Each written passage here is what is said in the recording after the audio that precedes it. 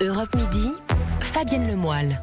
L'Élysée ouvre ses portes une nouvelle fois pour les Journées du patrimoine, mais plus que jamais cette année, il fallait réserver pour découvrir les secrets du palais présidentiel. Les places se sont d'ailleurs arrachées très vite, des places limitées à cause de l'épidémie de coronavirus. Damien Mestre, vous êtes dans la cour d'honneur de l'Élysée. Est-ce que pour autant les visiteurs prennent quand même le même plaisir malgré le protocole sanitaire ?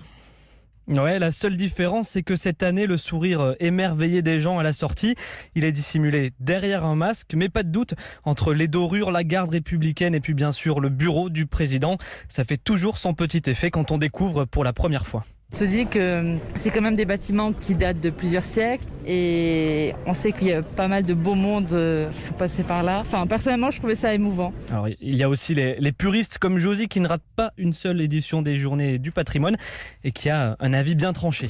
Je trouve que le président de l'Assemblée nationale habite dans un endroit beaucoup plus beau que le président de la République.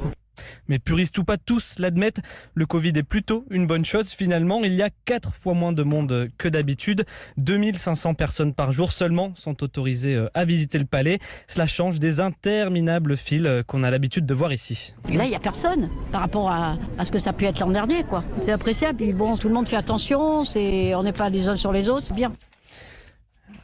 Alors, relativement peu de monde ici, vous l'avez vu, des distances plutôt bien respectées et surtout suffisamment de stock de gel hydroalcoolique pour tenir encore au moins jusqu'à la fin de la journée.